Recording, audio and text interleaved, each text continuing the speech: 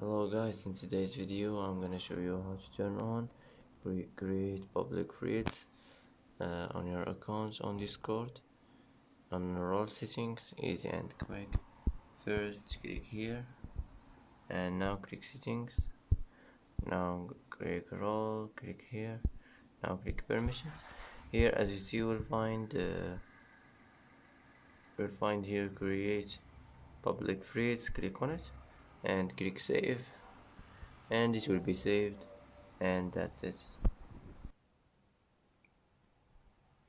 And that's it for today's video. If you like this video, don't forget to like and don't forget to subscribe.